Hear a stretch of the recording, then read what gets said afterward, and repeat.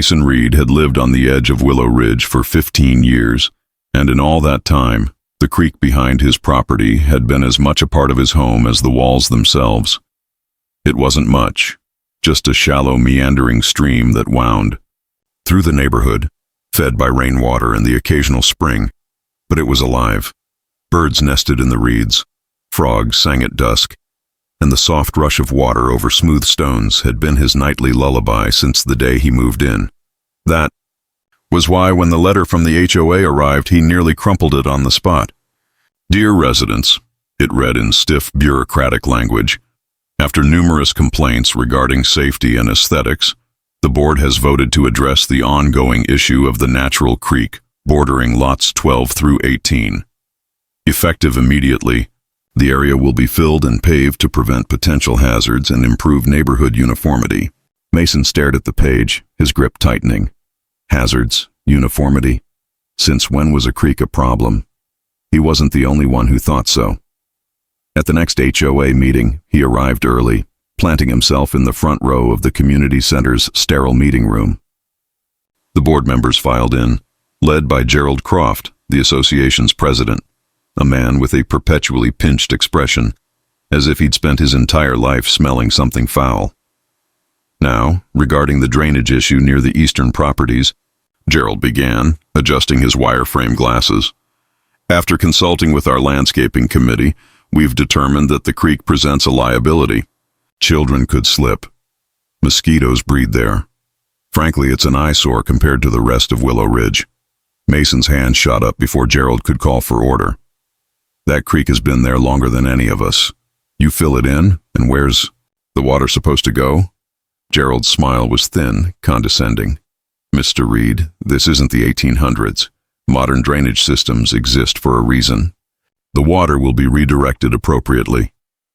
From the back of the room, a raspy voice cut in.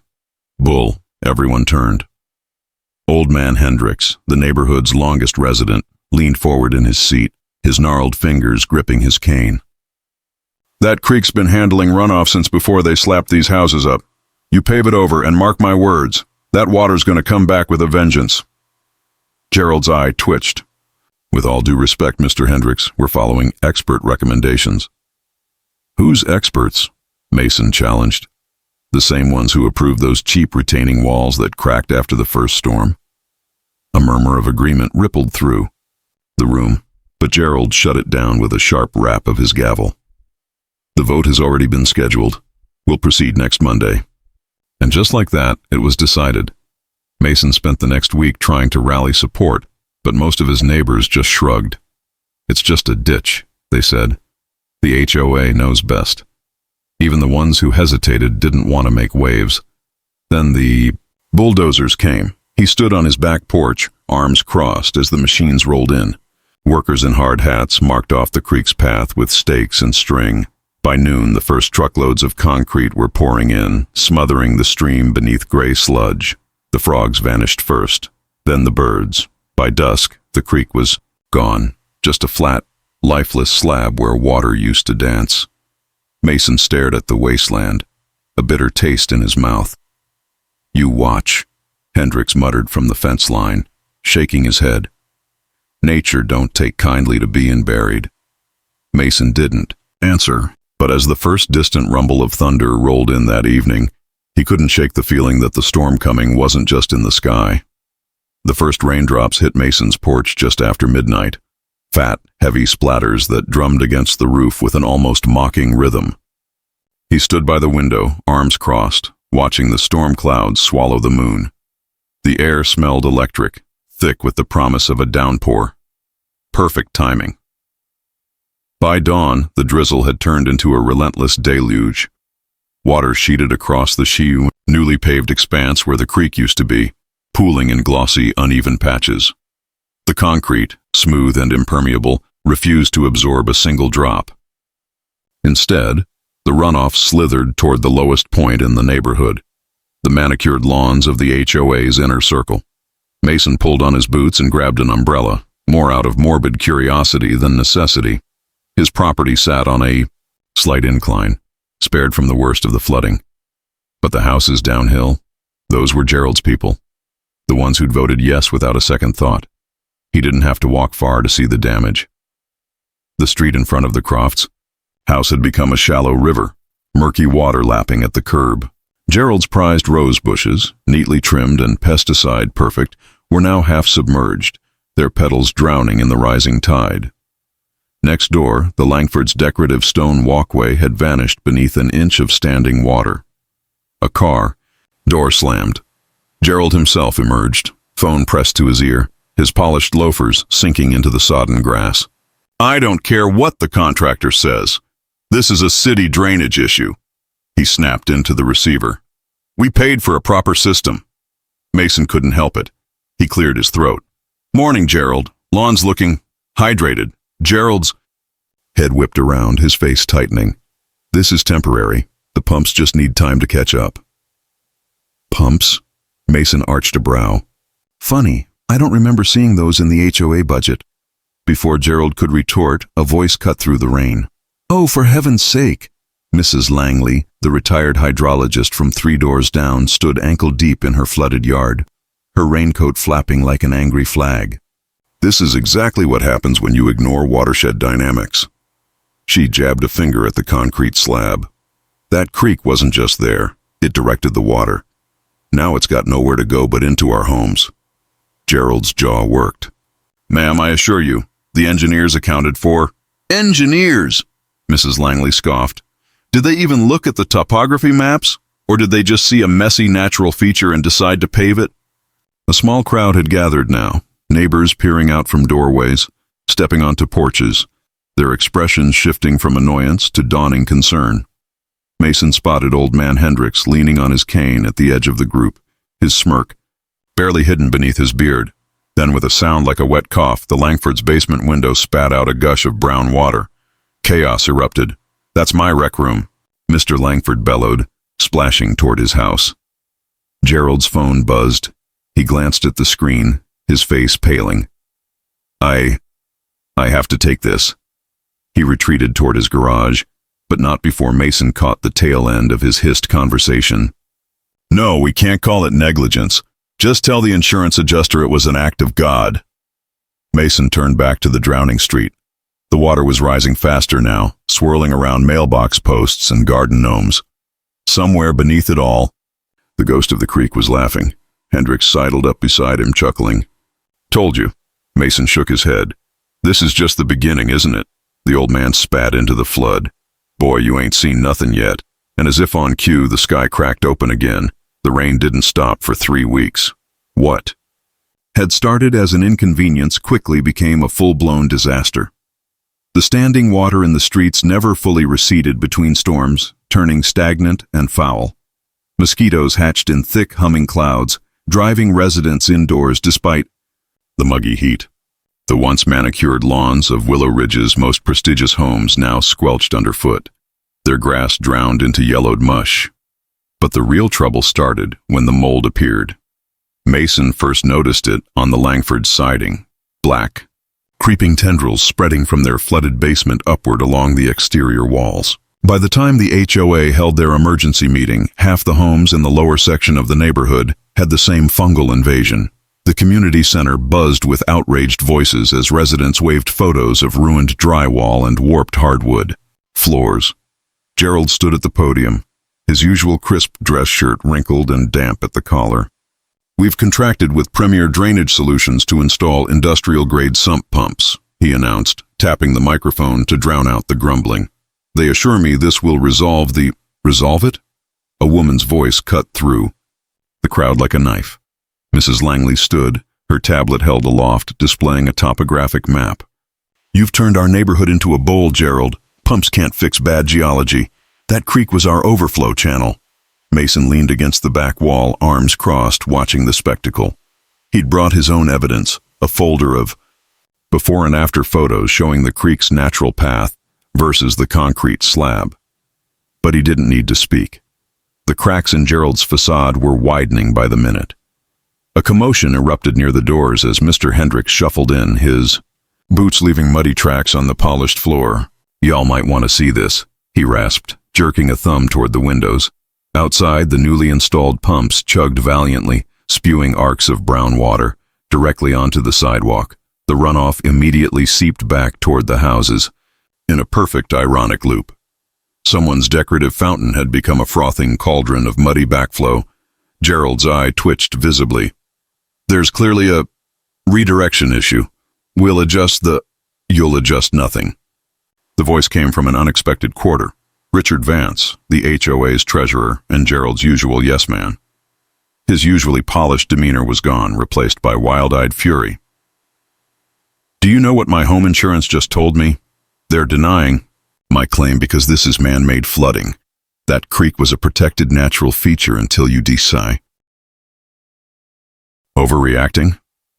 Richard Vance shoved to the front of the crowd, his phone thrust forward. A video played on loop, brown water bubbling up through his basement floor like some cursed spring. The health department just condemned my house. Do you have any idea what black mold remediation costs? Mason pulled on his rain jacket and joined the fray, though he stayed on the periphery. He didn't need to say a word. The disaster spoke for itself. The entire lower half of Willow Ridge had become a reeking swamp, the standing water now a breeding ground for algae that turned sidewalks perilously slick. Someone's poodle yapped hysterically from a second-story window, stranded by the moat that had once been a front yard. Then came the sound Mason had been waiting for, the deep rumble of an official vehicle. A white truck with the county seal rolled to a stop, its tires displacing oily water. Two men in khaki uniforms stepped out, clipboards in hand. Mr. Croft, the taller official adjusted his hard hat. We've had multiple complaints about unpermitted land modification. You're aware natural waterways fall under county jurisdiction? Gerald's mouth opened and closed like a beached fish. We filed the proper... Mrs. Langley materialized beside Mason, her tablet already displaying scanned documents.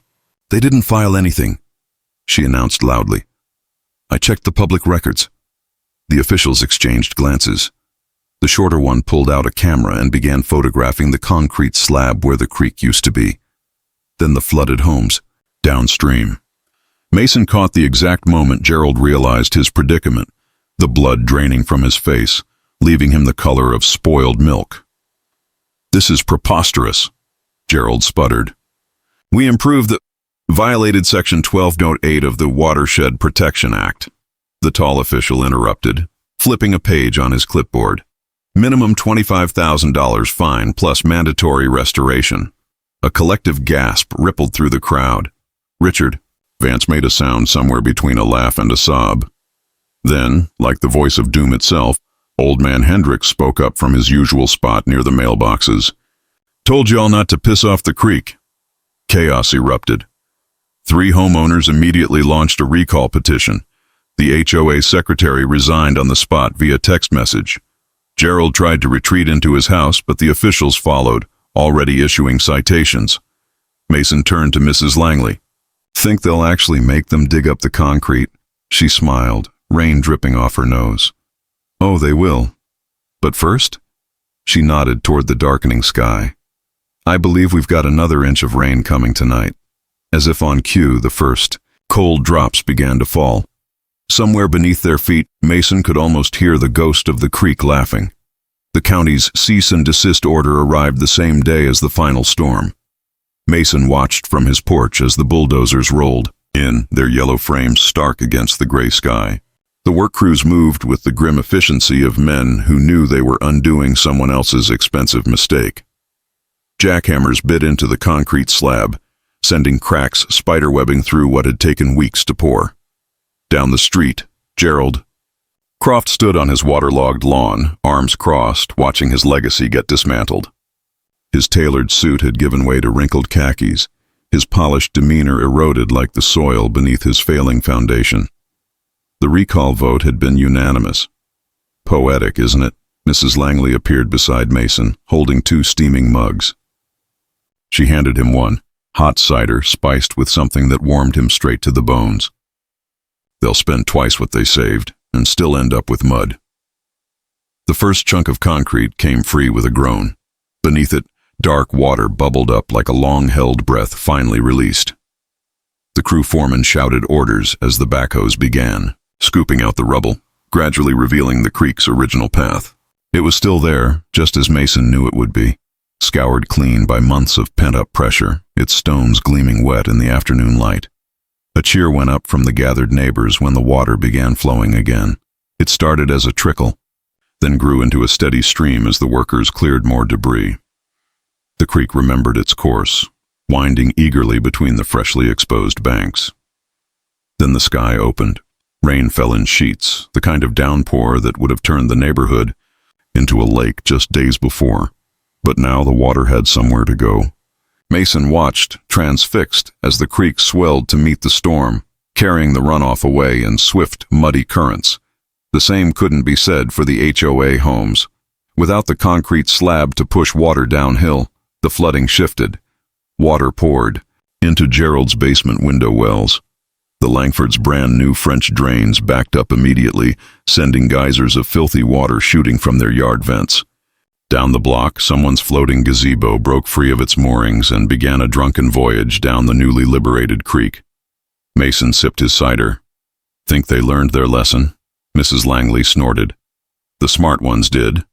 She nodded toward where Richard Vance stood ankle-deep in his flooded garage, frantically bailing with a dustpan. "The others? They'll be blaming Gerald until the next election." A familiar figure trudged up the driveway. Old man Hendricks, his boots caked with mud, his grin wider than Mason had ever seen it. "Ain't nature wonderful?" He spat tobacco into the rushing water. "You can bury it, pave it, pretend it ain't there, but it always comes back." As if to prove his point, a section of Gerald's retaining wall gave way with a soggy crunch, spilling several tons of expensive landscaping into the creek. The water barely noticed. It just carried the debris away, smoothing the edges as it went. Mason raised his mug in a silent toast. Some lessons had to be learned the hard way. And as the last of the concrete disappeared downstream, he couldn't help but think, maybe the creek had been planning this all along. The frogs came back first. Their croaks echoed through the neighborhood that night, louder than ever before. Mason fell asleep to their song, and for the first time in months his dreams were full of clear, rushing water.